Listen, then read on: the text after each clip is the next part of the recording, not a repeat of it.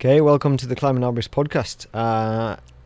Today I'm joined by my really good friend, Joel Spooner, who is also an arborist.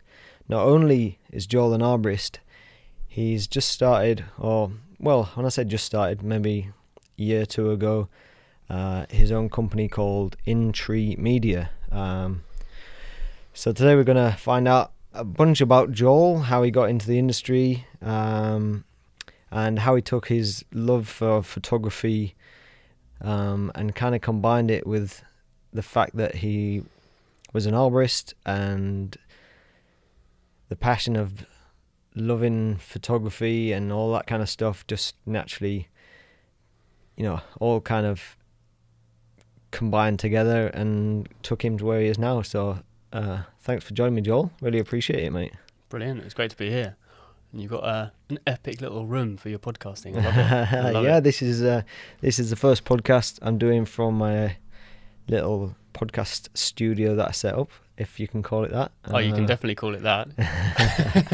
Studio come workshop. It's fitting. It's we're surrounded by all my tools, chainsaws, climbing gear, and then I made like this little room that luckily gave me an excuse to hang up all my competition t-shirts and stuff that my wife was getting pretty peeved at me for hoarding all these t-shirts that I never wore. She's like, just get rid of all these t-shirts, you're never going to do anything. And then when I had this like epiphany that I had a use for them, I was like, you never guess what, I've got a use for all these t-shirts that'll never be worn again. But it's great though, because there's so much wicked artwork on some of these. Like the designers that go into them for all the comp t-shirts. It's just like, and then you wear them for a while, or you put them in a drawer, and then you suddenly end up with like 50 t-shirts. And what are you going to do with them? But it's weird because, like some of them I'd had in the cupboard for, I don't know, like 5-6 years, and then once I started like hanging them all up on the wall,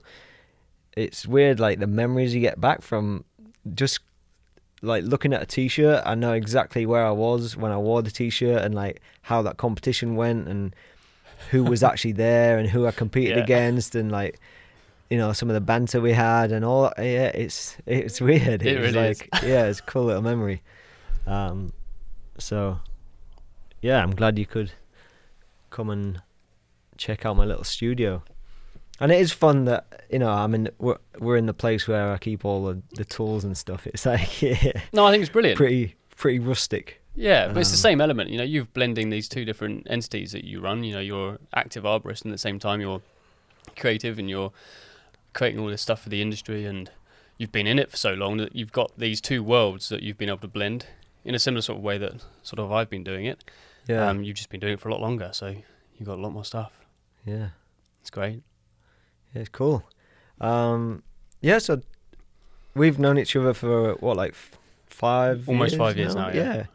And it was because you came to work for the same company that I was working for over here in Canada. When you arrived, I was already there, and that's how we met.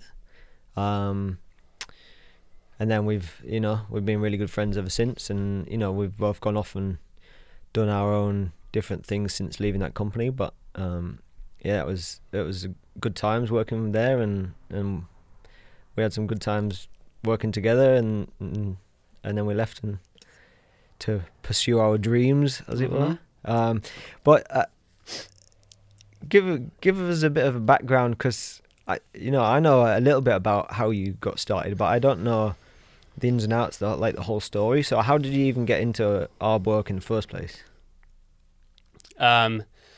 Well, specifically artwork, I got into that almost out of need, I guess.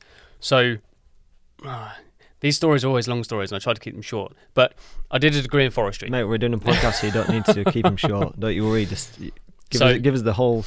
Okay, so take it right back. I grew up in the countryside, always around trees, forests, and I had a very good family friend who was a forester. So he was effectively an unknown mentor of mine that took me into the forestry world. So I went and did a degree in forestry in Bangor, Wales. And then took my second year out at UBC in Vancouver, went back, finished my degree, and then I ended up working for this chap called Sam, who ran his own woodland management company down in Devon, and also a wood fuel production company. He basically offered me a full-time job and was going to pay me £14,000 a year, but wanted me to pay for my chainsaw ticket. So I looked at all the numbers. I was like, that doesn't actually work. I can't actually survive on that. But when I was looking for my chainsaw tickets, I came across the 10-week ARB course at Merest Wood. And it wasn't that much more expensive at the time, or I didn't feel it was anyway. So I figured, do you know what? I'm actually just going to go jump into this ARB course. I don't think I'd actually really been exposed to arboriculture. I knew what tree surgeons were, but I'd never really worked with anyone specifically. I'd done a couple of days grounding here and there, but I wasn't sort of like excited or stimulated or driven in that way at that point. It was very much more opportunistic. Yeah. So I went and did a 10-week course at Merest Wood, which was fantastic, because it pushed me to places where I felt incredibly uncomfortable. I was 21, I think, 21, 22. We just got taught how to climb trees first. So you're there with French Prusik, double rope system, and climbing around in these big turkey oaks in the forest. And I remember being so... I can laugh at myself now, but at the time I used to give myself such a hard time because I was shit scared. And I remember looking at these other guys who were just like flailing around like monkeys. I was like, why can't I be like them? And it's like, I'm there, and I was probably like 4 weeks in. So I remember giving myself a really hard time at that point, but loved it.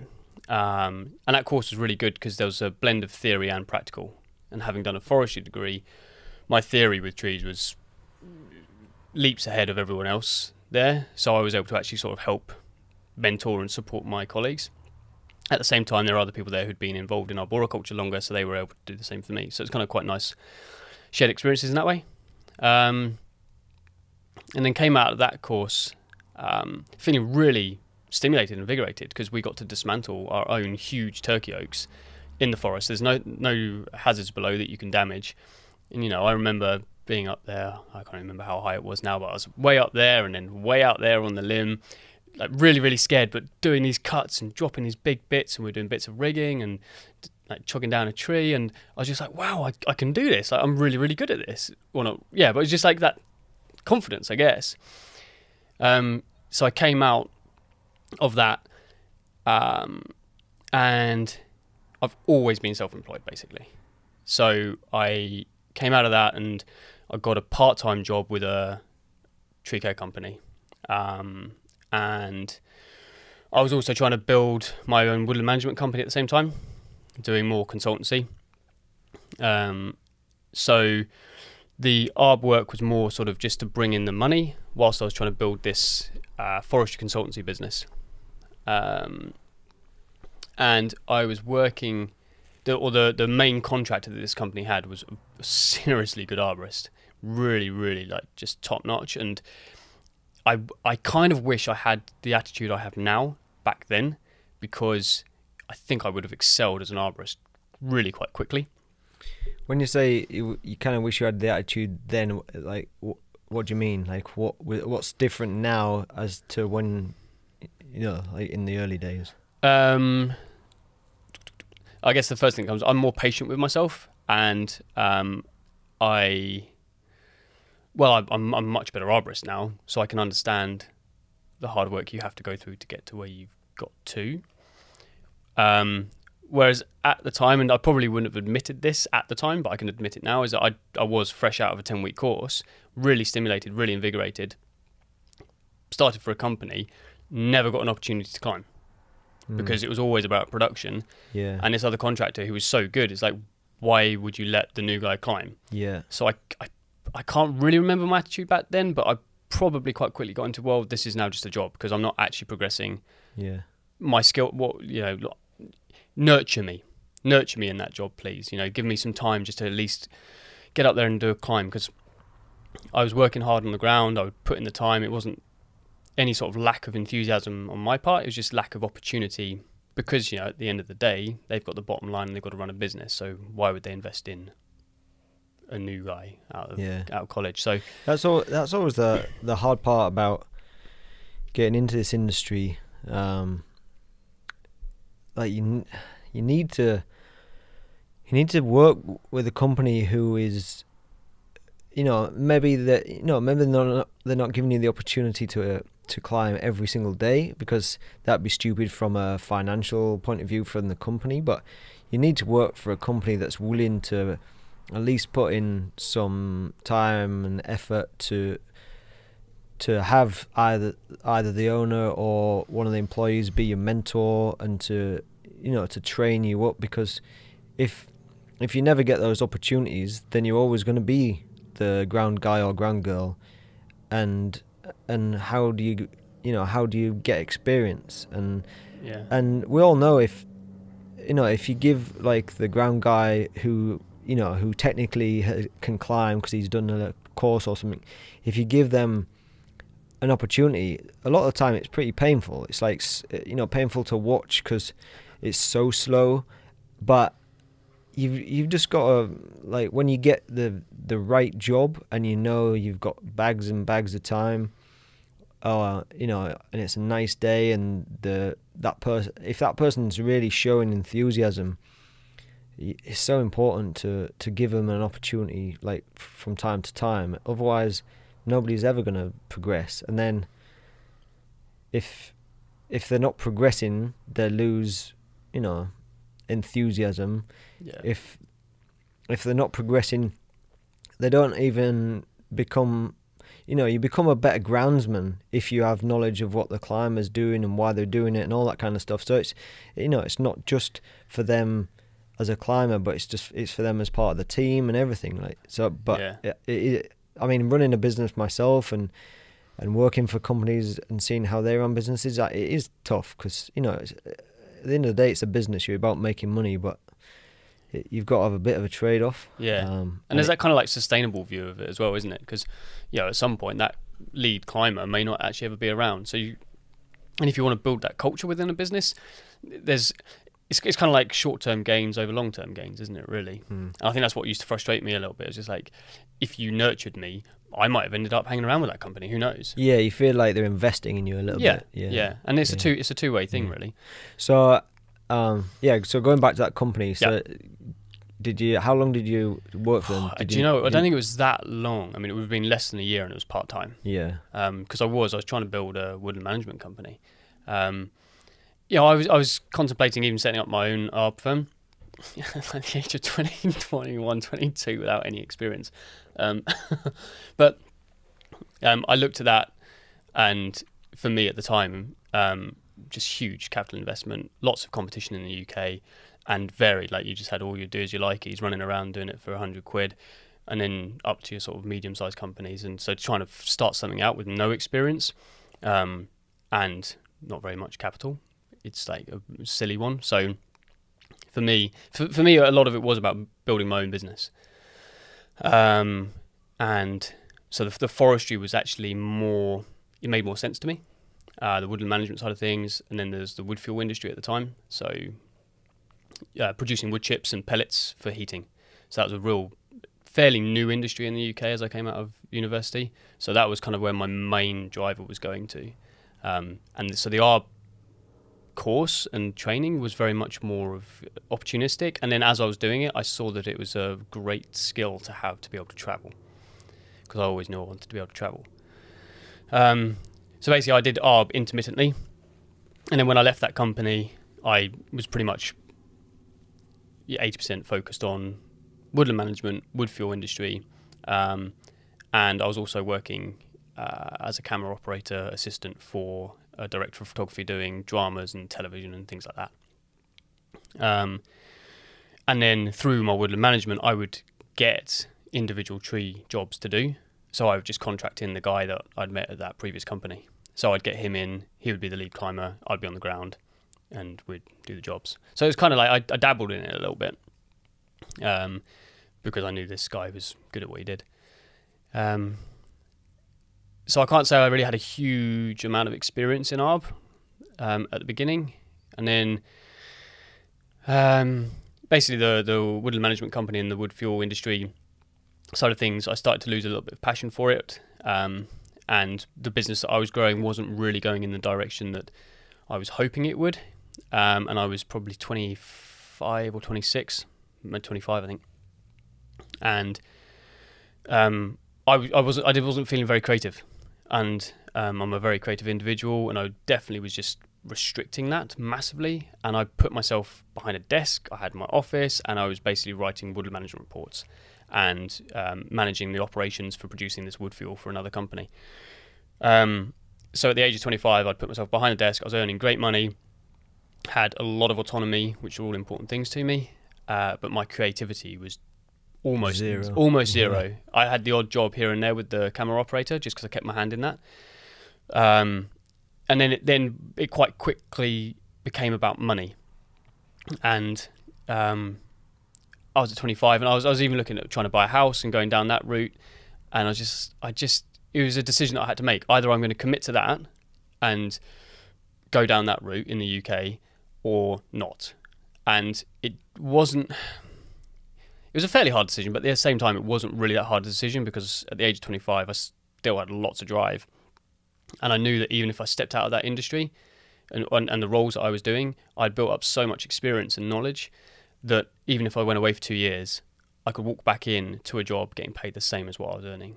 So to me, it wasn't much of a risk. So I closed everything down and I left to Australia to try and make use of the Commonwealth visas before I hit 30. And going to Australia was about traveling and starting to actually push my photography. Because I'd studied photography at A-level, so at college, so when you're sort of 16 to 18. And then I'd worked in TV and film doing camera work, but I'd never really sort of done photography, if you like. It was always a hobby. So I went to Australia to pursue that with more conviction, and used the ARB training that I had to get jobs. So I ended up working for a company in Brisbane for a month, then I left, and then came back for another month, and that was that was an experience, because the qualifications that I had from the UK, I can't remember what level it was. It was either level 3 or level 5. Either which way, this company needed to have that ticket in order to do a bunch of the commercial work that they were doing. So I had the equivalent of that ticket, yet I basically had no experience. And I remember going there, and I was very straight up about my experience. I was not this kind of guy who would come in there and be like, "Oh yeah, no, I'm really good at this." I'm like, "I've got this training. This is the experience I got." But they didn't care. They just liked the certificate that you had. And it meant that they could put you on a job legally. Yeah. And they didn't care about what skills you had. Not at all. Yeah. Not at all. And like, because literally we would go out and... It's a familiar story. Yeah. We'd go out and there would be days... So I think the way their jobs were priced was, it was a minimum of $500 for a job, and then up to $1,000. So basically we would have trees that were, 2-3 meters tall, this big. You just put up by the side of the chipper, chop it down, put it in the chip. You're there for 10 minutes maximum, and they get $500. And we'd do like 4 or 5 of those, and then we'd go off and do a bigger job. So that was an experience, because obviously not having a huge amount of experience, climbing on a French Prussic in big eucalyptus trees that are slippy as hell, and also having that young man attitude of, I've got to be good at this. I can't be seen to not be good at this. Yeah. I was confident enough to tell people what my skill levels were, but I remember being put out on a crew with this other guy who I think was the same sort of age as me. He had a slightly different attitude to me, and he bigged himself up. Yeah. So we got put out on a crew together. That sounds like a disaster waiting to happen. It was just a disaster. Like he's bigging himself up, and you don't want to.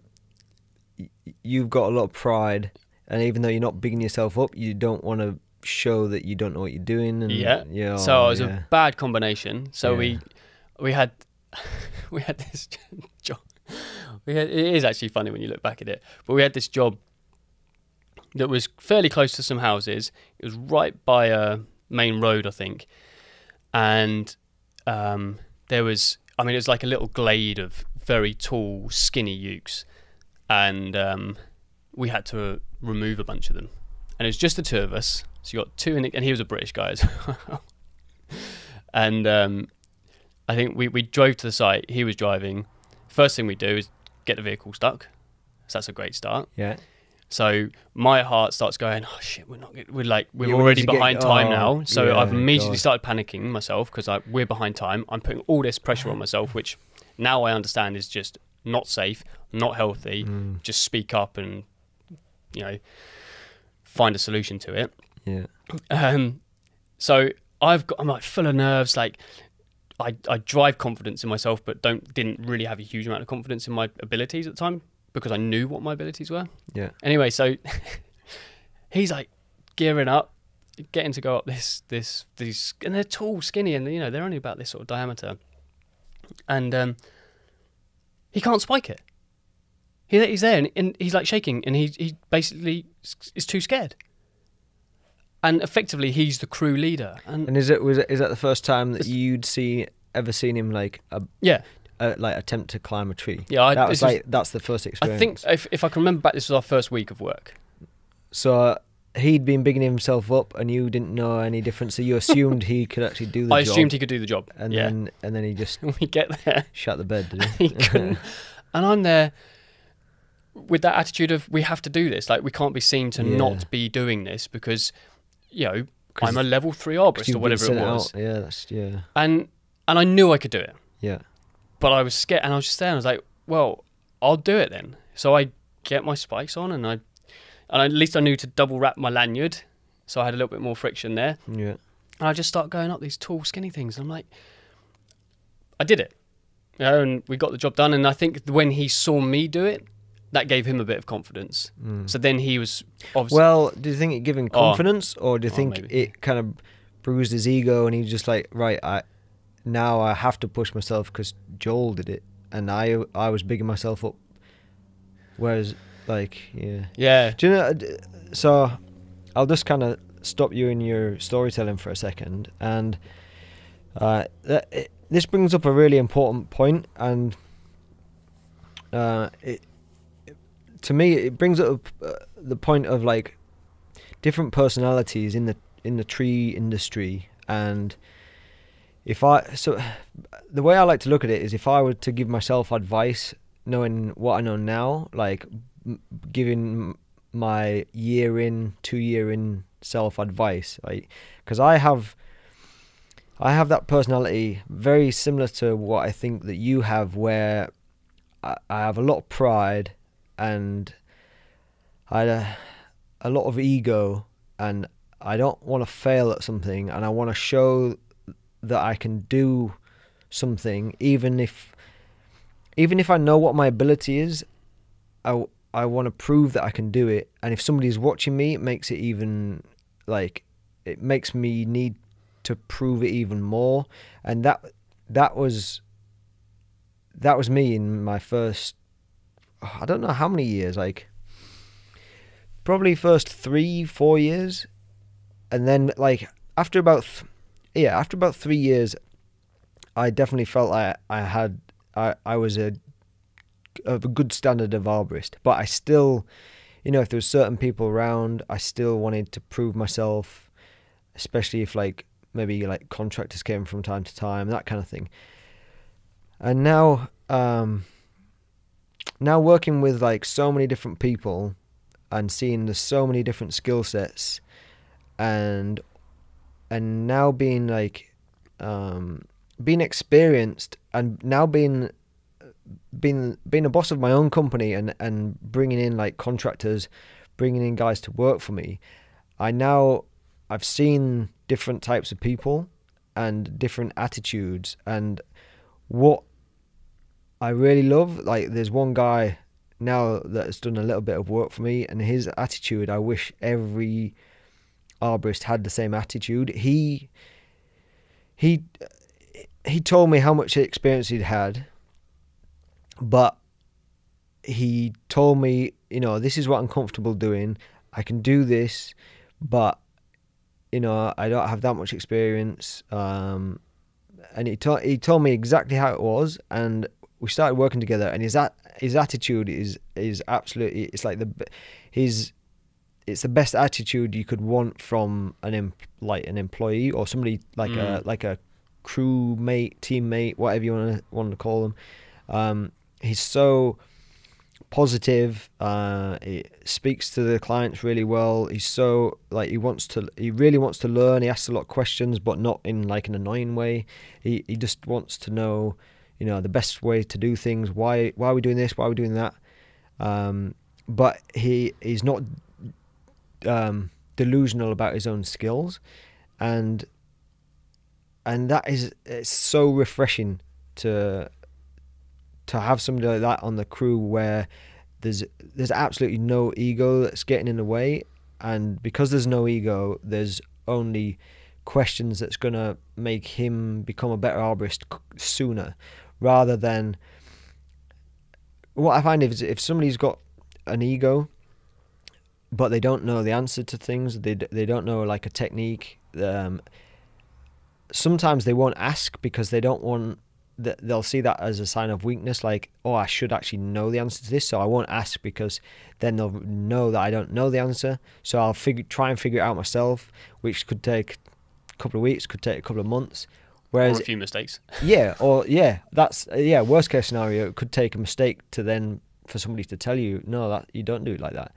Whereas if you're not governed by your ego, and you can say, oh, I saw you do it this way. Why do you do it that way? And am I doing it the wrong way, or is my way just a different way? And so, getting back to my point, if I were to give advice to my younger self, I would just say, look, number one, safety is paramount. Safety is number one in tree work, because you want to go home at the end of the day.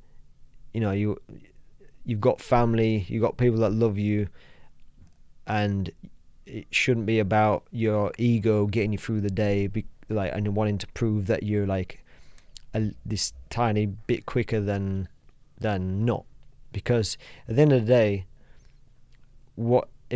there's what you feel like working quick, and then there's like rushing and panicking, and then there's somebody watching what you're doing. And if you're like floundering around and you feel like you're working quicker, you might just look like you might just look like a flounderer to somebody looking on, and you might look dangerous to somebody watching, but you feel like you're being quick because like you're rushing around. And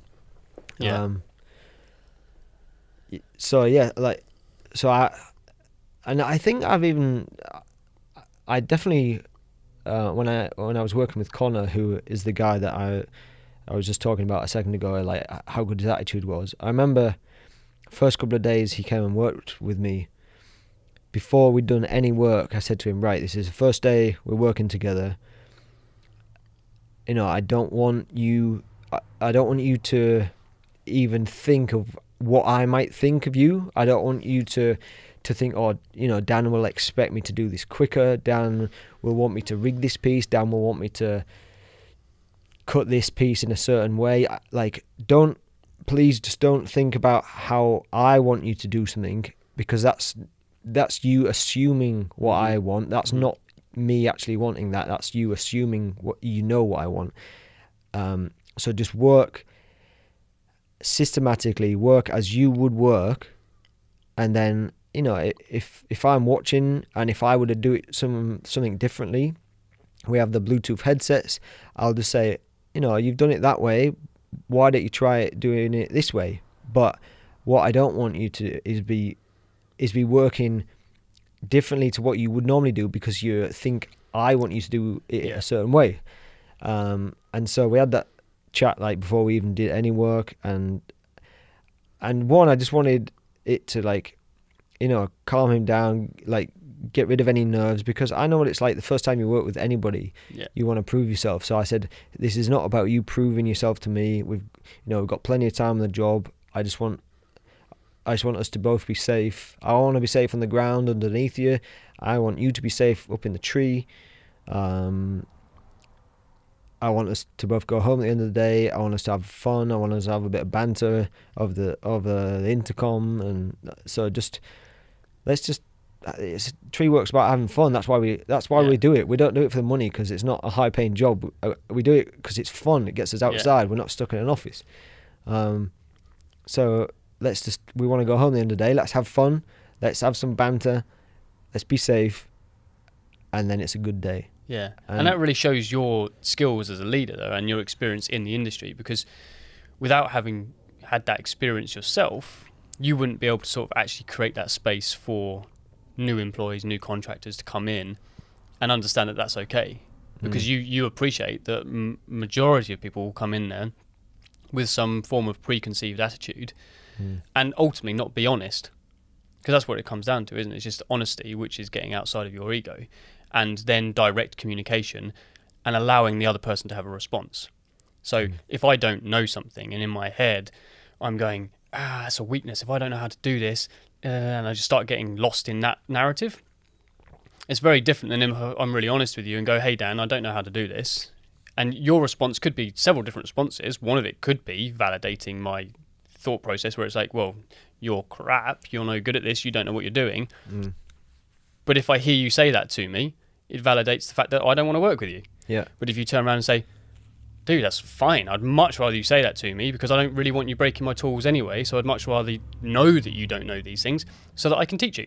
Yeah. And that's where I just think, like, growing up, having experience and being able to have honest, direct conversations and allowing another human being to have their response back to you makes everything so much more simple and enjoyable, because then you're just not second guessing yourself, you're not questioning yourself. It builds teamwork and it empowers both parties. So it empowers you to be a better leader, and it empowers me to be a better employee or trainee. And what's funny is that it's pretty common across the board that getting good quality and skilled employees in the ARB world is quite hard, and it's even harder to keep hold of them, right? Yeah. So I don't understand how there's some business owners out there running tree companies that have the attitude of, like, they're just putting pressure on their employees all the time. They're not giving anybody a chance to learn. They're just production, get this done. Why are you doing that? Do it faster. And they're putting all the pressure on. And one, like, that's only going to lead to mistakes and safety concerns. Two, you're putting pressure on people, on your staff, and you're creating an environment that people don't want to work in.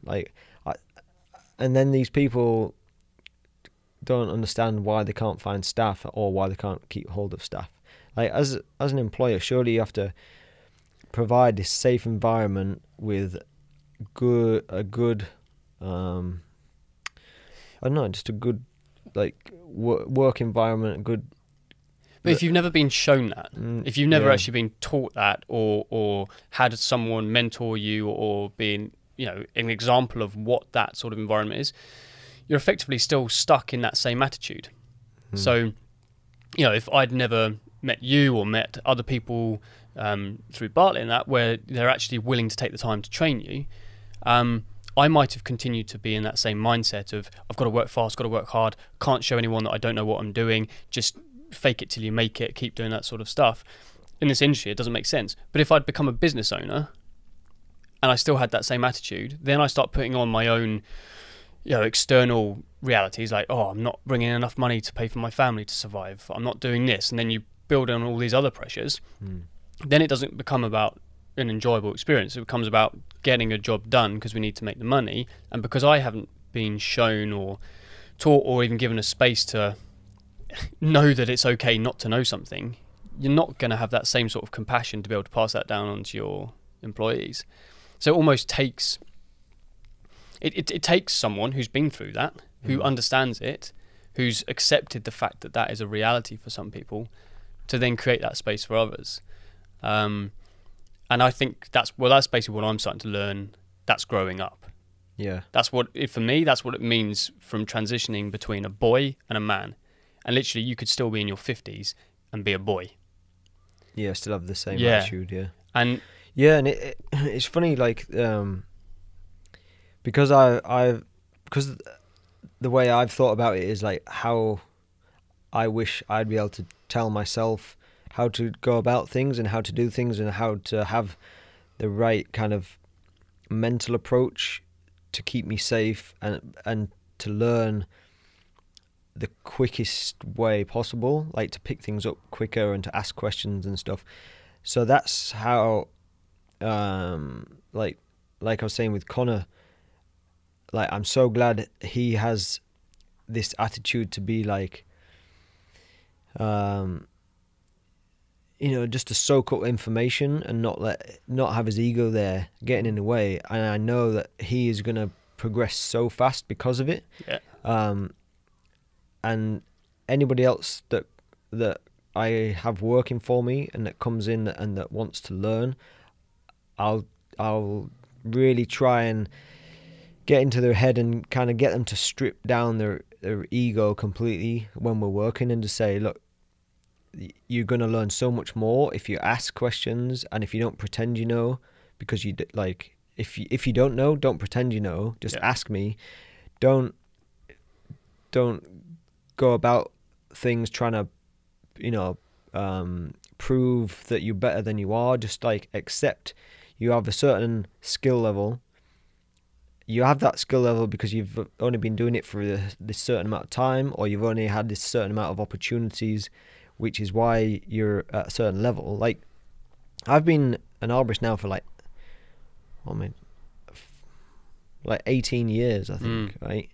And I've still realized I changed the way I do things, and even now I'm still learning because of how I approach things, and because I approach things now trying to be as efficient as possible. And when I really started thinking about efficiencies and doing things in a certain way, and reining myself in a little bit rather than like running around like a headless chicken, in the last like 2-3 years, I've feel like I've improved like exponentially again. And it was only, it was probably when I was like 6 to 10 years in, I felt like I'd plateaued, and how am I going to get any better?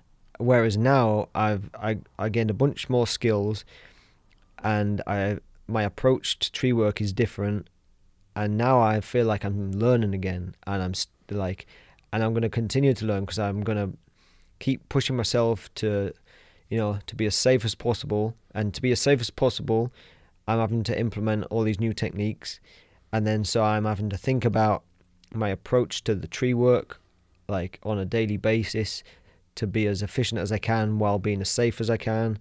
And I feel like I'm getting better and better every time I climb. That's so cool to hear. That's really cool. So do you think, because you're saying in like the last 2 to 3 years you've excelled, do you think that was another part of you stepping out of your ego again? Yeah, definitely. Okay.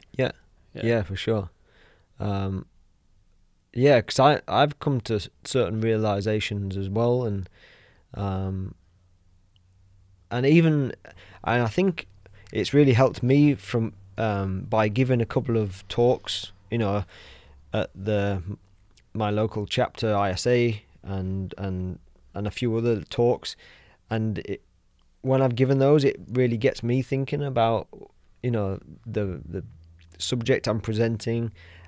And I sit down and I really kind of go through, the topic that I'm presenting, and it's been those situations that have actually made me think harder about my approach to tree work than I would have thought about before if I didn't have to explain it to people. So when you have to figure out a way how to explain and get your points across, you then learn how to tell yourself what you're trying to tell others, first of all, because you have to understand it to be able to tell, like, explain yourself to others. And it's those experiences have really kind of allowed me to step up my game a little bit as well. Yeah, that's very cool.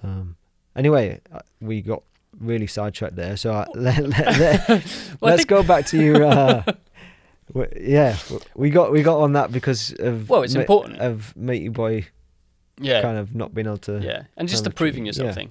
And ultimately they're very much cultural beliefs and how we're conditioned.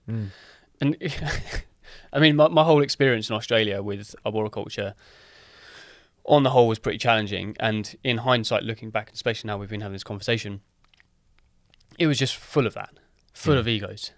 And mine included, as well as all those different people around me that I was working with. And I had some bad experiences. I had bad experiences with other arborists toward me. And I remember having a really bad experience on a big job site. We were doing some huge removals, and the climber was just smashing out these massive bits, or bits that I considered were just huge, like basically a tree from within a tree. And I made a mistake, and because I think we had a tagline and then the rigging line, and I think I was on the tagline, and in my head I thought I was on the rigging line, so I didn't let go, and it just ripped through my hands, and that was my mistake.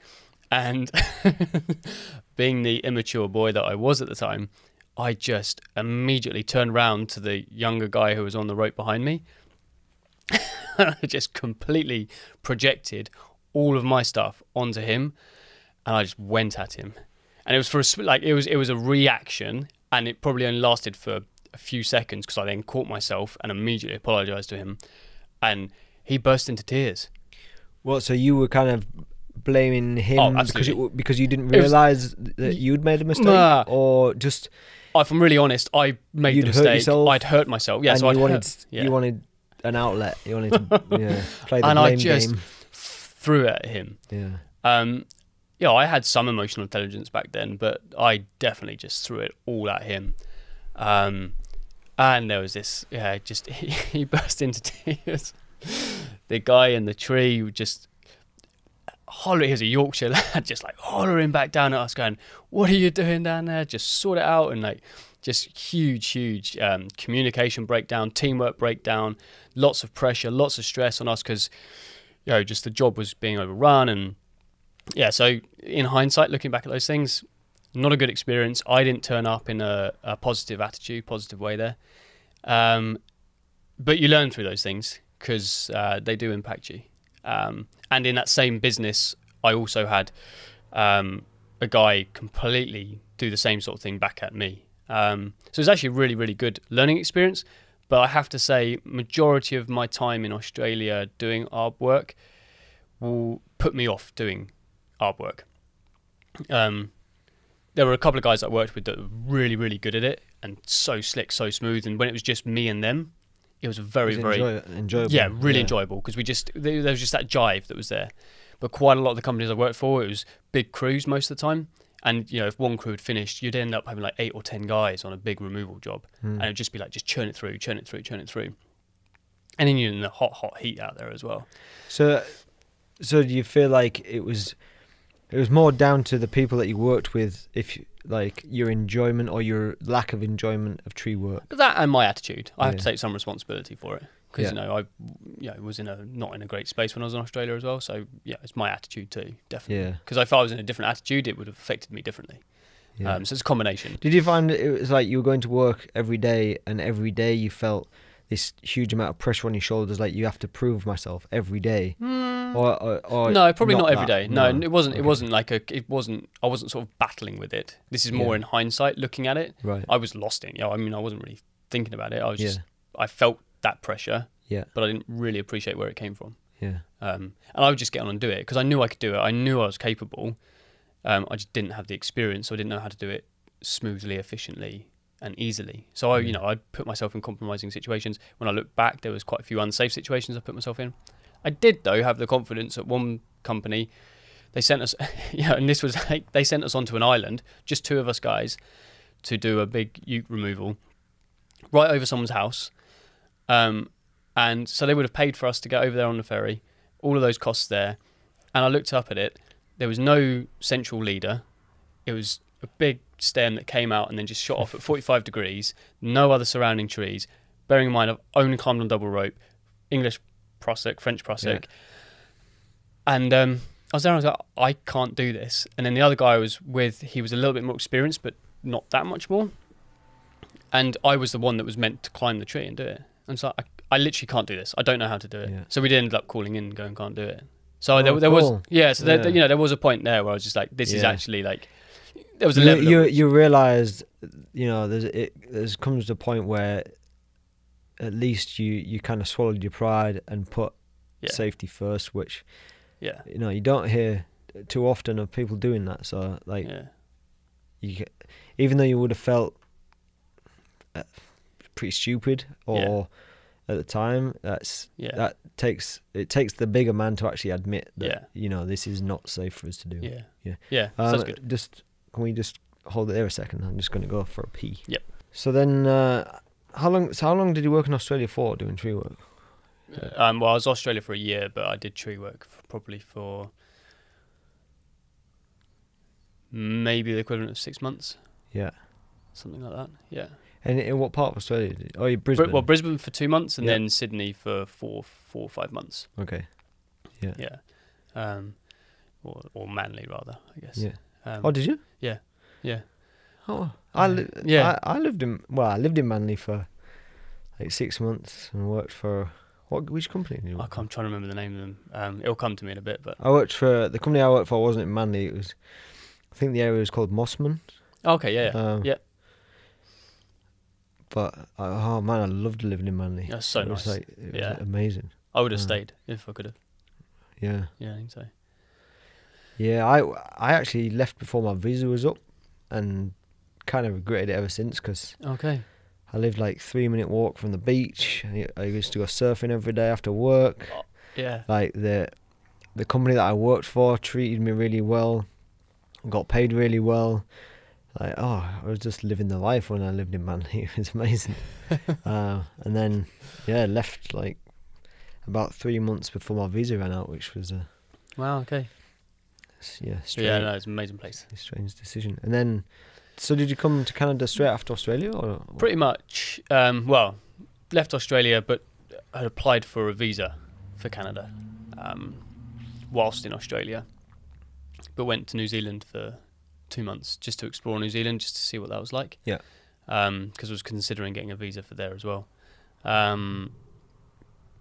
But yeah, came to Canada 2015. Yeah. Yeah. Yeah. Nice. And then, so you came to Canada. We worked together for. When did I leave? I left in 2016. Like. Yeah. Can't remember what. Yeah, so we obviously only worked for like maybe a year or. Yeah. Yeah. Yeah, it wasn't a huge amount of time. Yeah. So you stayed working there until when? When did you leave? It's like, oh no, everything becomes a month, because I started working there. Because basically went to Australia to pursue my photography career. I'll just quickly jump back to that, because when I was in Manly, I basically worked 4 days a week for the tree care company, and I got myself an internship at the Daily Telegraph newspaper, working as a photojournalist 1 day a week.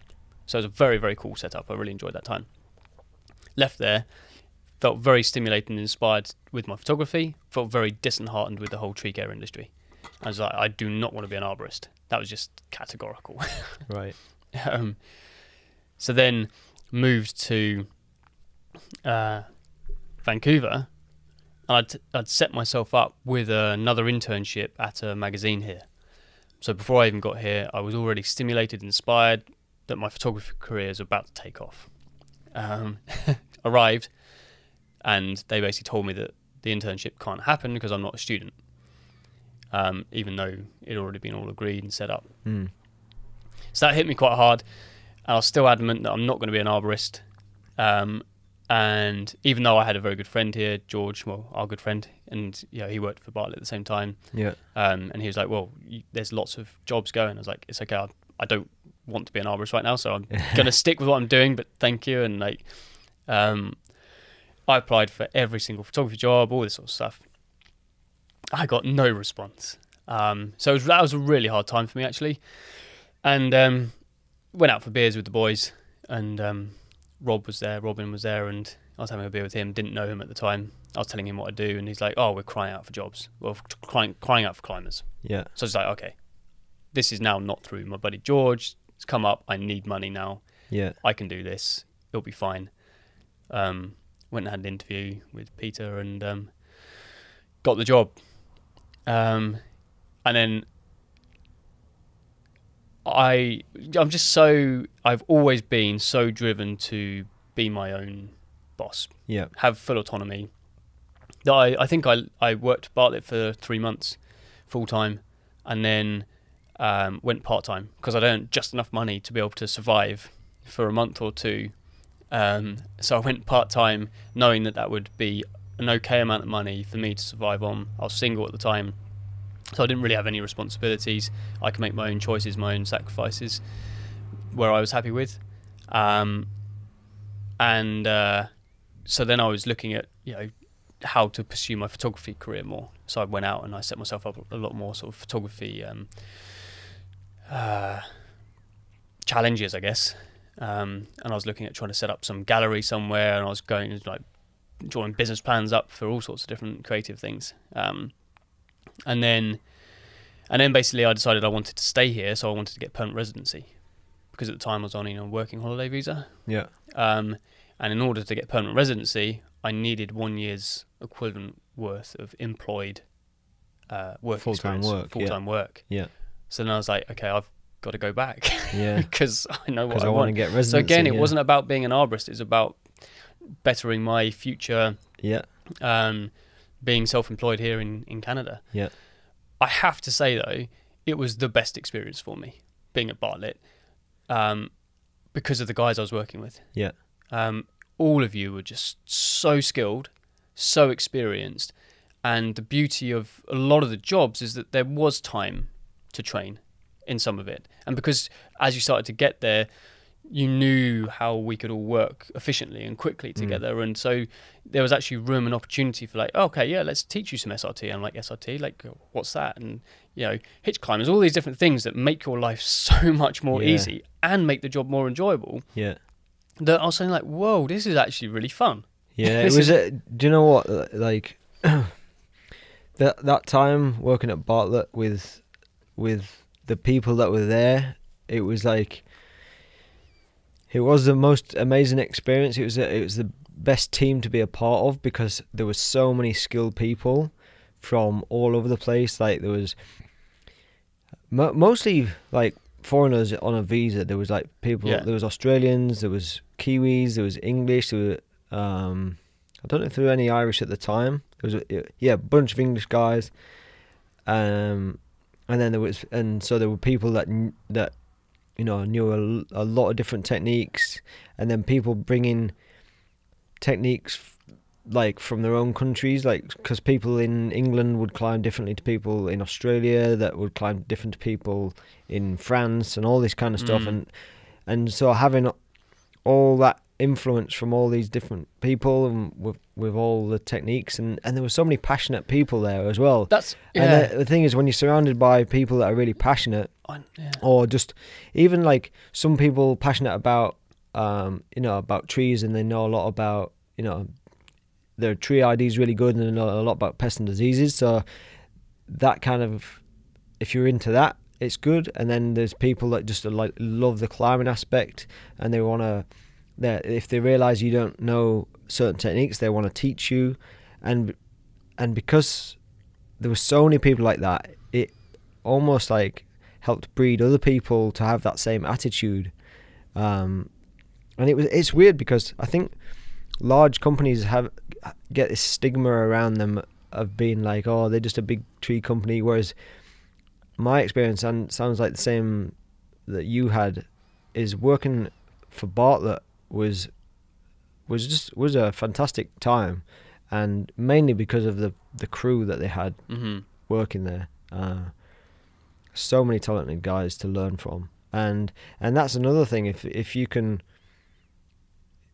if you can swallow a little bit of ego and pride and all that kind of stuff, and be willing to learn from other people and like what they know, like there was so much to be learned while we worked there. Yeah, it was, and I'm glad that you came to work there at the time, because if you're in that position where you can do the job but you're not really feeling it, and you're just kind of doing it to get a visa and all that kind of stuff, to work with some people that actually love the job, it can kind of bring it out of you as a person. You can actually realize, oh, this is actually fun. I get why people are going out on the weekend and climbing like these massive trees, because it's fun. And then you realize that you do have a little bit of a love for the job somewhere, and then you also then figured out there's different parts to the industry that you wanted to be involved in. Like you never really were one for like competing in competitions, but you pretty much have probably attended every competition going because of your photography. You're like, hang on, I can climb, I can get some wicked pictures of these guys climbing around, and so you wanted to be involved, not necessarily competing, but bringing a skill that you have that most people don't, of photography. And like knowing you as a person, I know how much you love photography. That is your passion. Like, yeah, you do enjoy tree work more than you probably ever did before, but tree work's still not like, it doesn't grab you as like you're not like this really passionate person about tree work itself. But when you can combine this love you have for photography with tree work, and well, I'll let you kind of talk about this a bit, but you've like really kind of like you found it, like that's kind of, that just encompasses, if that's the right word, that's you. Like you're a tree guy, but you're more a photographer, and bring those two worlds together, and now like you kind of on this path of being able to deliver some incredible work. So kind of go into so what you're doing now, like once you left, and how you came to the idea of the business that you kind of run now. Well, I mean, you're right. It's amazing to actually get to that point where you put the pieces together and you create something that you genuinely enjoy doing. And it's wonderful to have the two different passions in the two arenas that fit really, really nicely. So it was a process. It didn't kind of really just happen overnight where I was like, oh, this is it. This is the idea. It was very much, so it actually all came from, this is actually really funny. Like, if I didn't work at Bartlett, I would not be here right now.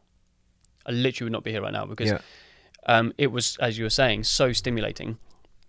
And it was on so many levels. And I'm a very social guy. And when I'm actually in a good space, I will go out and I will talk to as many people as I can. There's so much wealth of knowledge out there. I'm very open to learning, being shown and guided how to do things differently, and just build your skills.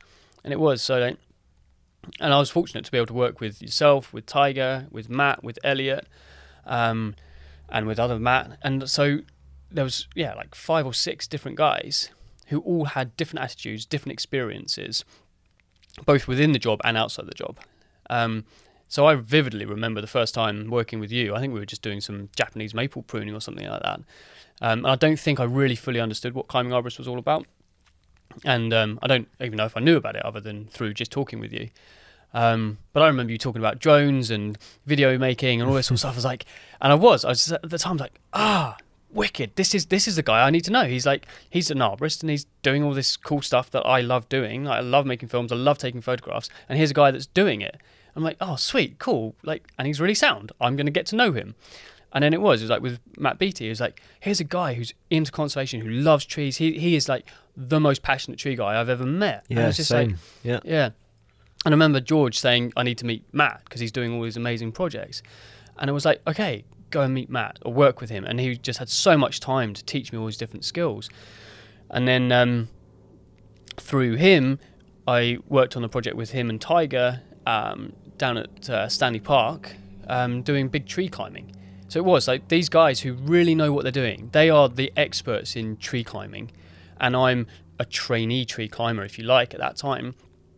Hardly ever climbing on SRT, but I'm getting access into these worlds which I've always wanted to be in with my camera. Yeah, and now you're getting these opportunities. Yeah. Yeah, so that was, I was actually just going through all of my content just a couple of days ago. And it's funny because when you try to think back in time, everything becomes a blur. But when you've actually got photographs and dates on those photographs, I hadn't appreciated how early on into my time here I actually met you. Because like one of the first photographs I took was of you in May 2015. Yeah. And I was like, wow, that's almost 5 years ago. And for me, that was the beginning of the blending of these two worlds. Yeah. Without really knowing it. Yeah. And then just going out, being with Matt and Tiger, because I've basically done that every year now with them.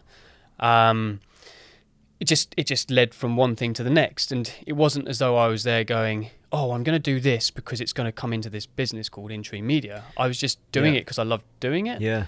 But I hadn't appreciated that until sitting here, you know, even in the last 3 months, looking back at my time. And then you've got the BCTCC t-shirt here from 2015. That was the first ever competition I'd ever gone to. And it's a wicked t-shirt. It is a wicked t-shirt. That is one of my favourites, you know, the design on that. I don't know whose idea it was, but I love that design. Yeah, agreed. It is a very cool... And I actually, that was the one and only... Actually, not the one and only. That was the first competition I actually competed. I actually competed at that one. Yeah. Do you know what? I think, you know, you were saying you've been going through your pictures and like you looked at some stuff.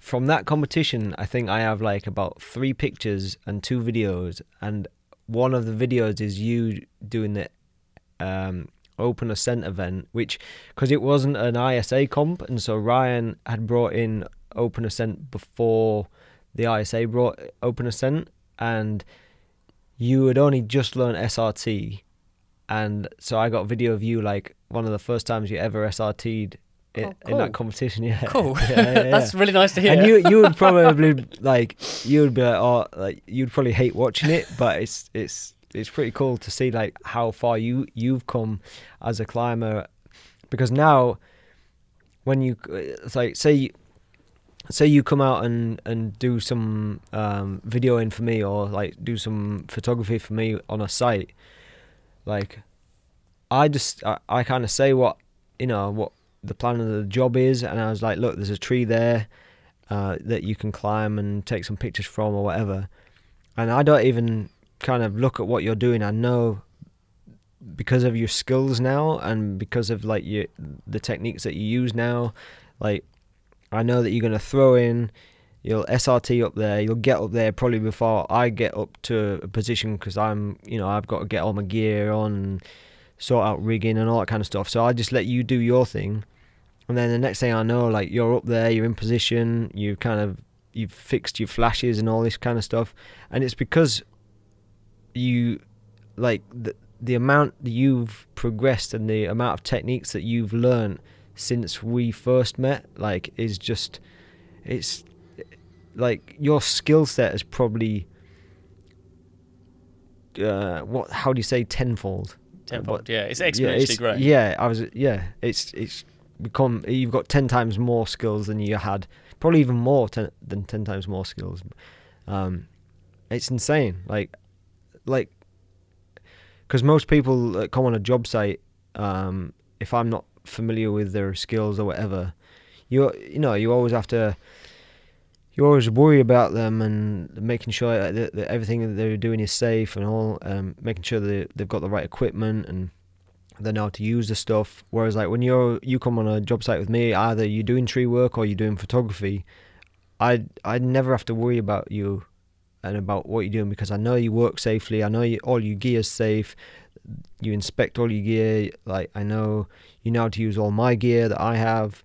And it's just so nice not to have to worry about somebody, and like not have to show you how to set up your SRT system so you can get up the tree to take pictures or whatever. Like, you just, like, you have all the tools and all the skills, and yeah, you still, like, you would admit yourself, your experience level in actual tree work is probably, you'd like it to be further on than it is. Yeah. But like you've said, you over the years, you haven't been like passionate about tree work, and you've wanted to get out of it at some stages, and so you haven't been like driven to wanting to learn and wanting to better yourself. And that's because you realized probably quite early on that you don't want your career to be an arborist. You're not a career arborist. Like, you've always had these other ideas, and then it's only in like these last few years where you've realized you can like amalgamate these two worlds together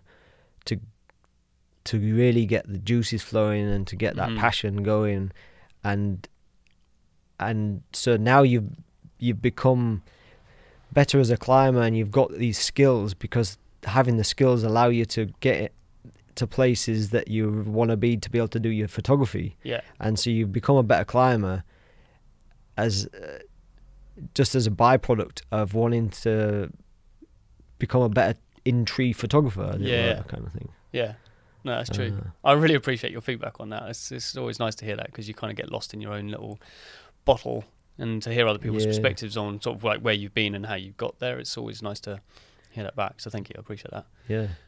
And so what's the plan with? So kind of talk a bit about InTree Media, which is the company that you started. Yeah. And what services that you provide, and where you're hoping to take the company, and what businesses you can service, that kind of stuff. So essentially it's photography and video. They're my two primary passions personally.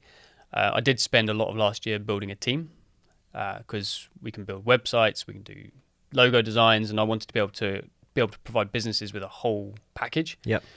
I think that was my bigger vision at the time, because I was working with a few companies who actually wanted that. So I had much bigger vision at the beginning, and what I've slowly realized is I've built good relationships with other creatives, because ultimately that's where I'd like it to end up going, is, you know, be an entity that provides employment for other creatives. And I think I was probably running before I could walk. So I've reeled it back in a little bit and actually come back to what's really important to me, and where my passion lies. And I think that comes from quite a lot of feedback from different people that are close to me and know what I'm doing. So I've honed it back down to effectively what I'm really good at and what I love doing, which is taking photographs and making film, and website design, because I've got a very good web developer doing the back end stuff.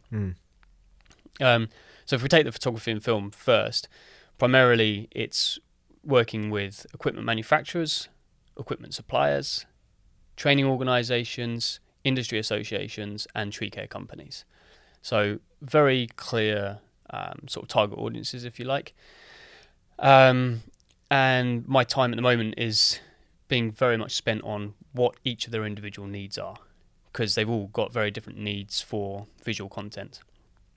So that's in essence what InTree Media does, is we create the highest quality InTree content for those different target audiences, whether that's in photo or film. Where do I want it to go? Again, I'm a visionary person. I have big visions for InTree. I'm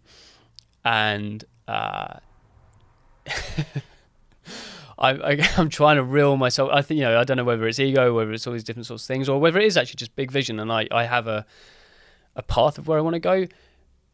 I'm reeling that all back in because I know I can get there. Yeah. I think it's good that you're reeling that back in, and the reason I say that is because even when you started InTree, you wanted to provide all these different services, and I think through the time we've spent together, it was clear to me. I can see what you're passionate about, and I can see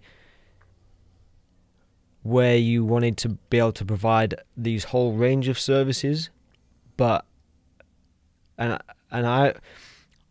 come to the realization in the last few years, especially with what I'm doing, when I create the stuff that really seems to work for me, and what I get passionate about is when I do something and I'm not chasing like the money. I'm actually doing something because I really enjoy it, and then it just naturally turns into something. If that makes sense. It does. And like I mean, I suppose the biggest example is with the website climbingarborist.com. I started that, and it was just a bit of a passion project. And it's always been like, there's never been like this. It's never been driven by like money, because if it was, I would have stopped a long time ago. It's always been driven by like me wanting to like share knowledge, and then it kind of snowballed into to what it has become. And you see people trying to do things that is just, it's obviously been driven by wanting to get something for it. Like they want to earn money from an idea that they see other people doing, or they want to get free stuff. And if you're doing it, if you do things that's driven by wanting to earn money from it, it's such a hard thing to balance out. It's going to be harder, really? to make successful. Whereas if you're doing something out of a passion, and then that project takes you down the route where you can actually somehow like turn that into, well, like monetize the idea, or turn it into a job, or turn it into a business. That's when it's going to be successful, because you're actually enjoying what you're doing. Yes. And that's become obvious with you, because you're such a good photographer, and you can combine these different worlds, and you have so much passion, and you're such a perfectionist as well. Like even when we came in here to my little rinky-dink makeshift studio, you were kind of giving me like your view as, if you're gonna film it, maybe you're gonna get a little bit of glare from the light or whatever, and just like those things that you see that nobody else would see unless they're in that kind of photography or videography space. Like, lighting is so important, whereas other people just take a picture on their phone. And that's been a challenge in its own right, though, the perfectionism. Yeah. And then I've got quite a few creative friends, and I listen to quite a few podcasts as well, and that perfectionism can also be really, really limiting. And I've got a very good friend of mine who speaks about good, better, best. And we always strive, or some of us always strive, to deliver our best. And that's what I've always done, and I will continue to do. What is my best isn't necessarily your best. And what is my better might be amazing for you. But if I keep trying to do my best, and I will only deliver my best, then I effectively limit myself from doing things. So there's been times at the beginning anyway where I was just like, this content cannot be seen by anyone. This can't go out anywhere because it's not my best work based on my self-criticism. When other people I remember you coming and looking at some of my stuff going, this is amazing. Why are you not sharing some of this content? And the reason was because it wasn't good enough for me to share.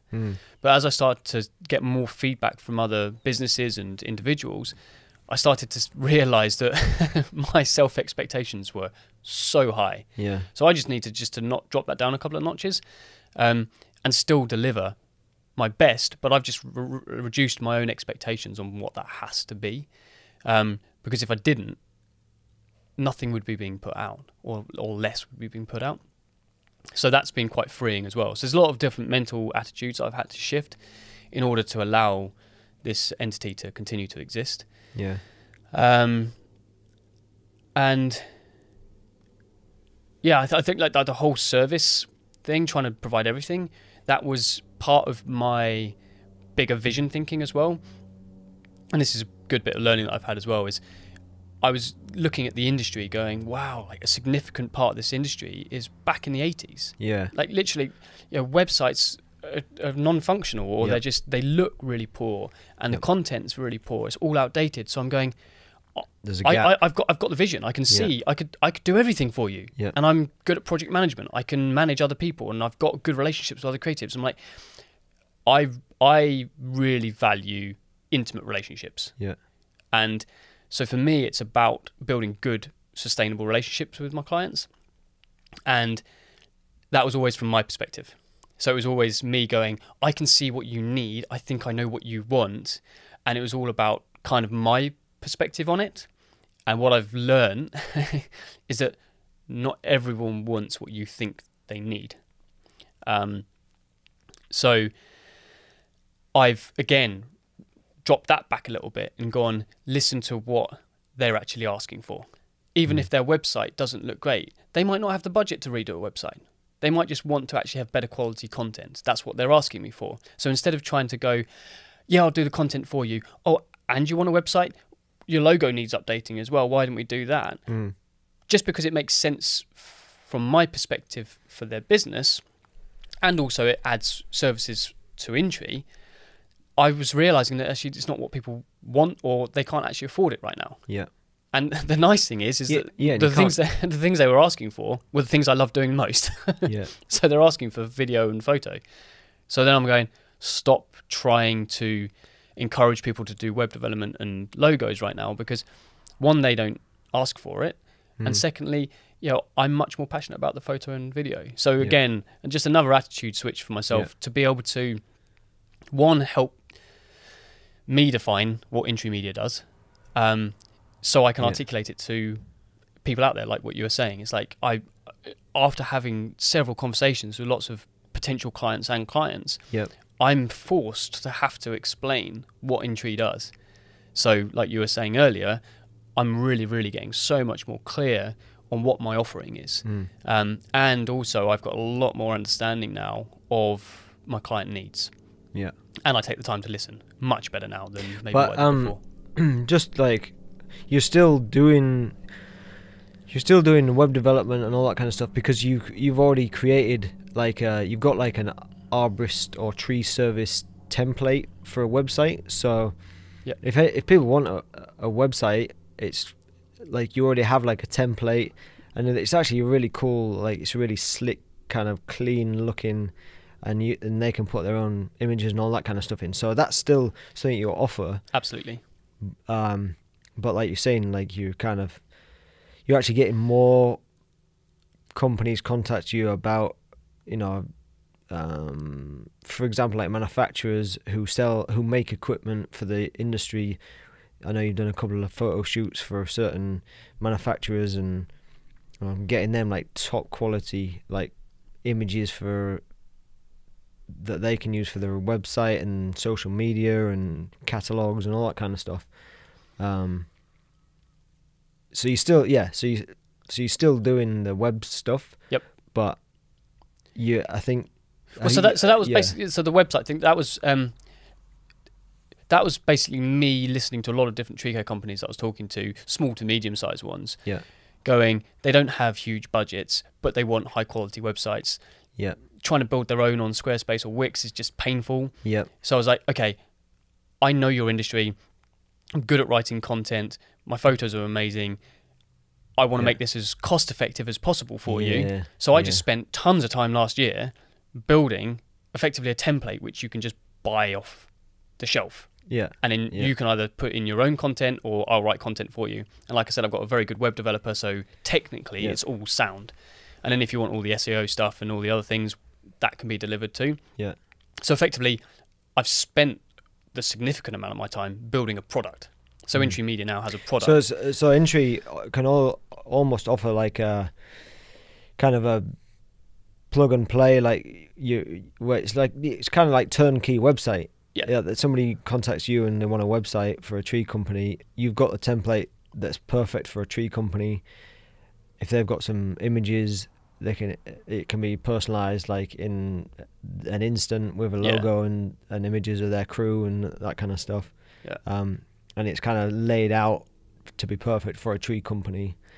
And yeah, because it's funny you mentioned like like companies like Wix or Squarespace, that kind of stuff.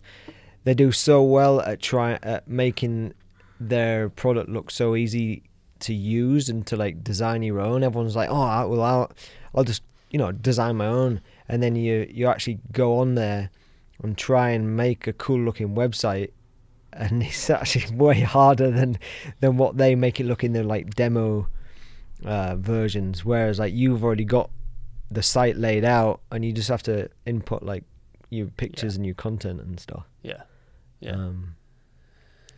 So if anybody needs a website, shameless plug, contact Joel at InTree Media.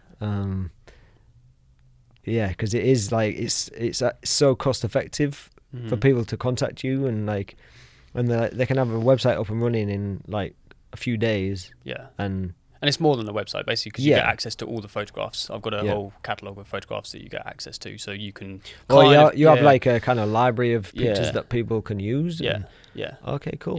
So but if you've got your own ones, they can go up, or you can get access to the ones that I've shot. Obviously they won't necessarily represent because if somebody doesn't have like high quality images, but they want like this good quality website, it'd be a bit stupid to put really bad quality images on your template. It kind of defeats so even like your stock kind of pictures that you have a library of could just be like almost like placeholder images until they get some better quality ones of their own crew kind of thing. Exactly. And that's kind of one of the reasons why I did it. Is kind of like I was talking to someone who wanted a website, and he was talking about that, just trying to manage his cash flow. So it's like, here's a website, so you can at least have a good foundation for your business, and it can look professional. It might not. Again, it's that good, better, best. Is this your best? No. Is it good? Yes, it's good enough to look professional. To have your clients go, well, okay, these guys clearly know what they're doing, and then over time, as you build up your cash flow, you can then go, okay, do you know what? Let's get some good quality photographs. Whether that's getting me out or whether it's getting a good buddy of yours who's got a camera, then you just improve on it. Nice. But it's about like setting up a good foundation. And again, for me, it's about building the good quality relationships, because I want to be able to provide the highest quality service and care about your business, as opposed to just going, oh, here's a quick fix. So it's just basically trying to work out what the pain point is for people and how I can still deliver something that's really high quality, that's got longevity to it. So I've done that, but I guess right now I'm like, I love the photography, I love the video. That's like what you're saying, that's where I get in my flow. If somebody wants to see some of your images, so what's you obviously you have like social media, and can they see? I presume they can see a lot of your images on your website and stuff. So like, give people where they can find your stuff. Okay. So Instagram, obviously at InTree Media. Funnily enough, we're actually going to be redesigning the website. There is an online gallery that we use, which, funnily enough, isn't currently accessible through the website. Which is always the funny thing, you offer these services to all these other businesses, and you've got your own one that you're also trying to nurture and market and build. So mostly the content can be seen on Instagram, and then we've got an online gallery, which normally there is a link through Instagram in the profile section there. And people, sorry, I was just playing about with my camera again, but people can also see some of the stuff you've taken on my page, because like you and I have worked on a bunch of projects together. I've had you in to take some pictures for my own tree company, so I've got some like higher quality images for my own like tree company's website. We've done a bunch of stuff, so a load of the pictures on Climbing Arborist now are stuff that we worked on together. And we actually did a video shoot. What was that like? December or November? Yeah. Yeah, we actually we shot a video, one that I've wanted to do for ages, like a kind of like a bit of like a tutorial, like how-to kind of a video, that we're working on. And you're like, so you did all the filming. You were in the tree next to me. You filmed it all. I kind of presented, the topic that we were shooting on, and then you went and you've done a bunch of editing on it, and it's almost kind of finished, ready to go. Yeah, nearly. pretty much. Well, my perfectionist self says it's not. But Yeah. Well, you showed me a version just before I went on holiday, and you said it kind of was nearly finished. You were just going to kind of tweak it a little bit, so it's probably, I don't know, it's going to be ready within a month or so. Yeah, I'd say so. Yeah, so that's really cool. Like, obviously, because a lot of the stuff that I've videoed, or like 95% is me using GoPros and either head cam or shooting on my own. And we've done a few things together, but most of the time everything I make is me doing myself, because I'm at work, and so I'm just filming stuff, and seeing what it turns out like. But we actually like had a whole game plan, storyboard written before we I showed you the job where we were going to be working, and we had this whole plan, and then we got there and got you in the tree and got you set up and got some flashes and just the whole shebang. So, so that's going to be pretty cool for people to see. Definitely. And I think that's one of the most satisfying things for me that is coming out of this is as I say, it's like the whole job is satisfying. So going out, finding the clients, understanding what they need, delivering them what they need. So doing the actual job is stimulating and exciting and creative. And then going through the process of editing and talking with the client, going, what do you like? Does this work? And then seeing their excitement with it. And then the satisfaction for me is when I then get to see how they creatively use it. So then I'm like, oh wow, cool. This is so fun. Like, there's a whole process of creativity for me. Yeah, because we worked on a project together where you were getting images for the Westboro shoot. It was that shoot, but it was for Samson. And it was about, I don't know, 3 months later, and we were, I think we were maybe at the TCIA or something, and we went down there together, and then you or I opened up social media, and they'd posted one of your pictures to their social media page, and I'm like, check this out, because I knew straight away that was one of the pictures that we did together. And it was so cool to actually see them start using the content that you'd created, and that we'd done on that shoot. That was really cool. And I suppose that one of the biggest things as well, because you're an arborist, and then because you and I work together, and I'm so safety focused, you're then taking that approach to these different clients like Samson and Wesper, and a big part of you being able to get this content for them is the fact that you can say to them, look, everything that you do is going to be in compliance with safe work practices. There's going to be no bad habits in the pictures. There's going to everything that you provide to them, they're going to be able to use, and they're not going to have to kind of toss some of the pictures away and be like, can't use that because it's not safe, can't use that because they're not wearing eye protection, or they're not wearing a helmet, or they're using the saw one-handed, or they're not wearing chainsaw pants, or everything. And we even you run things past me once you're in the editing and phase and choosing which images and stuff you want to use,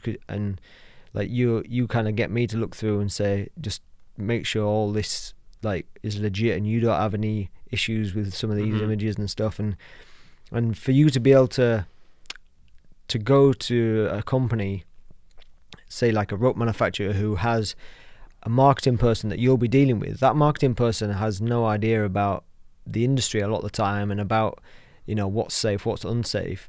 And so they could start using all these images that somebody provides them that are completely against safe work practices, but you can guarantee that every image that you provide to that company is going to be legit, above board, in line with safe work practices, be promoting good tree practice kind of thing. Absolutely. And that's huge for, especially if somebody is in a marketing role but they don't have knowledge of the industry, to be told that everything we're going to provide is going to be above board and you don't have to worry. Like we'll do that kind of safety checklist for you. You don't have to get somebody else in to check the stuff that you do. And that's one big thing I've really learned is all of these people have really busy jobs, and some of them are juggling multiple different roles within the company.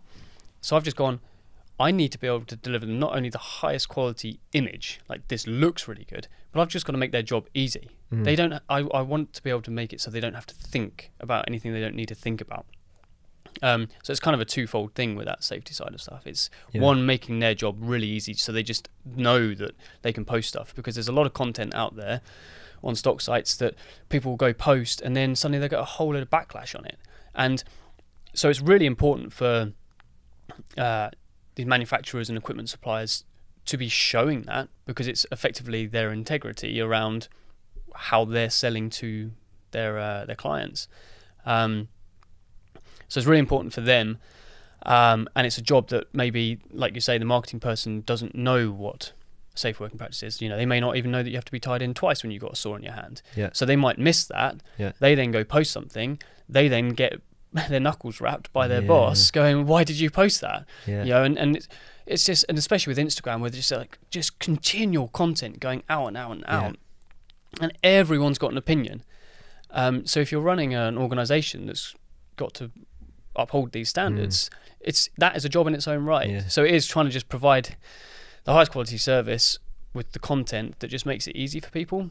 And then on a second level for me, especially having worked with you now, and just with my experience within the industry about how dangerous it actually can be, and how we talked about, you know, egos getting in the way and things like that, it's, if I can help through my imagery showcase, so it's almost like a subliminal message, if you like.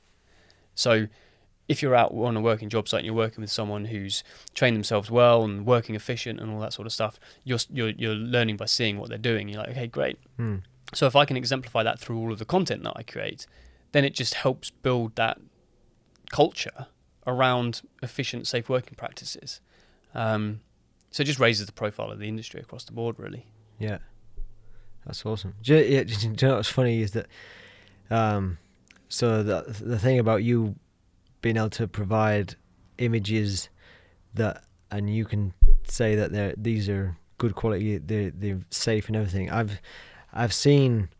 I specifically remember this one company. I'm not going to say the company because of the way they dealt with it. It was pretty good, but it was at a trade show and they had this massive like banner of the climber in a tree using a chainsaw, and one of his carabiners on his climbing system was like side loading, and it was like it was loading onto the gate, and because it was twisted, and that was like this massive image, like an 8-foot by 4-foot poster. Wow. Like on their booth, and like I was like, how did that make it to print to that size, to make it to the trade show floor, and still nobody's noticed that works there. And then it took about 5 minutes for the flock of people to come in and be like, look at that, it's side loaded, blah blah blah. And oh god. And that's the thing, we're such a vocal community. And everyone will point it out. Yeah, they'll pull you up on that straight away. But the company actually dealt with it pretty well at the trade show, and they gave the guy that pointed it out first, they gave him like a free bit of equipment, and then they actually got up at the evening dinner and said, look, we've made a huge mistake, this is what's happened. So they actually dealt with it really well. But because we are human at the end of the day, and the thing is, it's not easy to get high quality content. That's the point. So it's like, it's also it's a big pain point for a lot of companies. Yeah, because it's not easy to go out and shoot this sort of stuff. So to have high quality content where you got someone there who's focused, especially on what they're like getting action shots as well. Yeah, because like you know, through doing this, you had to coordinate. Like you and I had to have like the right job for the shoot that you wanted to do. We had to organize like a job where there was going to be enough staff, or you were going to provide like an extra member of staff so that the job could be done slower to get the shots, but not cause issues for me getting the job done and all that kind of stuff. There were so many elements to it, way more than just being on a job site and getting some images, because at the end of the day you have a brief, you have to get certain images, so that sometimes it has to be like, right, stop, and we need to get this shot, and you're getting really good. Like I've kind of, the more we work together and the more, like I've said to you, you need to almost be clued in and be able to get the shots you want on a working job site where you're almost invisible, so that if a tree company wants to get shots of their company for their website or whatever, you can't be getting in the way and you can't be slowing things down. You have to be like this invisible guy, but you're still able to get the shots that they want. And so like, and I know that the more we've done together, you're getting better at that. Like you don't tell me to stop anymore and to turn around this way, and like you just kind of go with the flow, and you know where you have to be able to get the shots, because you know how I work and all that kind of stuff. And that's the beauty about being an arborist and a photographer, is I know the workflow. Yeah. So it's like, you know, I know when and you can get in the positions, whereas you're not just stuck being on the ground to only get one type of shot. Like you can get above me, next to me, all that kind of stuff. So and it's just a lot of fun. Yeah, you know, I think you know, that's the biggest thing. Yeah. This year anyway, I'm just like really starting to appreciate it. Like looking back and now looking forwards. Yeah, it is. And you mentioned this just about doing tree work. I really enjoy this. Yeah, it's a lot of fun. It is fun, man. Like, do you know what makes it more fun as well?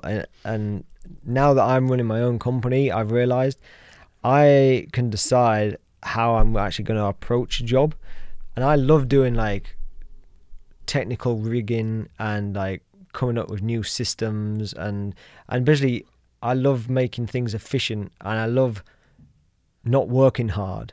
So if I can set up a system that's going to take me like an hour and a half to set up, but then nobody's working hard, nobody's breaking a sweat, we're having a laugh over like the Bluetooth, everybody's enjoying the job because it's much easier, and because we're using like, say, like a rigging system that we don't get to use every day, so it's more fun. Like, who doesn't love that kind of a job where you can just see branches and logs being moved by a rigging system that you've set up to cut out a lot of the manual labor, rather than just like, I don't know, piecing down in little pieces that you have to move every single piece. And like, so because I'm running my own company and I price the jobs, and then I can plan, I don't just turn up in the morning and be like, all right, we've got to do this today. I know what jobs are coming like weeks down the line, so I can get the gear we need. I can even go there the day before and set some stuff up, which I've done a few times, especially if I'm planning on like filming it and that. And it's about making the job enjoyable now. Like, and like if you have staff, like everybody wants to, you know, to work with you because your jobs are fun. Like it's not like, it's just changing the attitude. Yeah, you're not just going through the same motion every day. Like you're having to use a bit of brain power, and everybody loves like doing something a little different, don't they? So absolutely, and the jobs all get done. Yeah. You know, and it's And even great. if it doesn't get done any quicker, like if it gets done in the same amount of time, but you use way less energy and it's more fun, like Yeah. it doesn't matter if it's Yeah. if you make up time Yeah. or if it takes the same amount of time. If it's more fun, you've had a better day, haven't you? Absolutely, because you spend a lot of time working in your life, so you might as well enjoy it. Yeah. Anyway, I reckon we'll wrap it up there. We've had a good chat. That sounds great, mate. Yeah. Thank you so much for having me here. I really appreciate it, and it's great to have your feedback on things. And I'm really looking forward to this year. Yeah. Got some things in the pipeline. Yeah, some good stuff going. It's exciting. Yeah, I look forward to seeing where InTree Media goes in 2020. Yeah, it'll be fun. Well, we will be at the TCI Expo in Baltimore. Nice. Yeah, and climbing comps and all the lot. Yeah, and we're going to be out there creating a lot more content. Wicked. Yeah, nice looking one, forward Joel. to it. Yeah. Cheers, So yeah, if you haven't checked out his Instagram page and stuff, it's at InTree Media, and go and have a look at his website, intreemedia.com, and go and check out some of his like high quality images and stock gallery and all that kind of stuff that'll be coming your way. So yeah, awesome. Really appreciate it, Joel. Thank you very much. One. Yeah, cheers. This episode of the Climbing Arborist podcast has been brought to you by Jobber Business Software.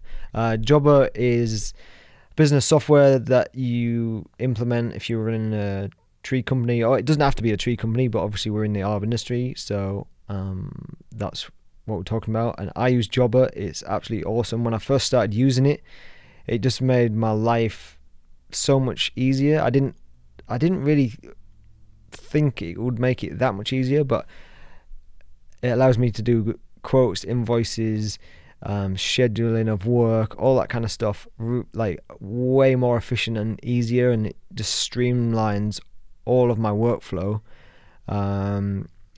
All the guys and the subcontractors that I use, I get them to download the Jobber app, and whenever anybody's coming to work with me, they don't have to chase me down for addresses and like, oh, what we're doing tomorrow and stuff. I just say, I've put you down on the app, just go on and check Jobber, and you'll know where we're working, you'll know what we're doing, you'll have the address, client information, all that kind of stuff.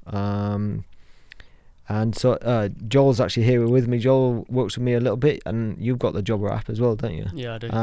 And as somebody that works for me, like, how do you feel like it's easier to have the app, or like is it better as an employee to use? Yeah, so as a contractor, I guess, because I've got several different people I work for, yeah, it works really, really well. Yeah, in the sense that I've got many moving parts that I have to plan. Yeah. So instead of having to like contact you going, hey Dan, when's this job, where is it, I can actually go into it, have a look, and I can look as far ahead as you've scheduled work for me, really. So I can also set my expectations for the day. What sort of work are we doing? What gear do I need? Because I know if you put the details in there that we've got a spruce removal, I'm like, okay, bring stuff for that. There is one thing that I've actually contacted Jobber about, is to be able to have multiple logins. So I work for you, work for George, work for Matty. Yeah. From one account, I'd like to be able to access my diary with each of them. Yeah. So they've said that's actually quite a good idea. So hopefully they'll be rolling that in, because at the minute what I have to do is log out and then log into a different one to access what I'm doing with George, for example. Yeah. But otherwise, like, it's very, very easy for me to manage, because I get to see what jobs we're doing. Nice. So if you're interested in trying out Jobber, you can get like a good deal through Climbing Arborist. So if you go to the Climbing Arborist website, so climbingarborist.com, along the top there's a banner for Jobber. If you click that, you'll get a free trial, free 14-day trial, and 20% off your first 6 months. And I advise you to, if you do the free trial, actually really like commit to putting in everything within those 2 weeks, because then you'll see the benefit of using Jobber. Whereas if you kind of don't really commit to putting in the customer information or the quotes and all that kind of stuff, it'll be a bit half-hearted and you won't get the full benefit. So go to climbingarborist.com, click on the Jobber banner, or you can probably get it in the description of the podcast on YouTube or on iTunes or something like that, and just click the link and you'll get the 14-day free trial, and 20% off your first 6 months. So go and use Jobber, use the free trial, and see if you like it. If you do, then you get a bit of a deal through climbingarborist.com.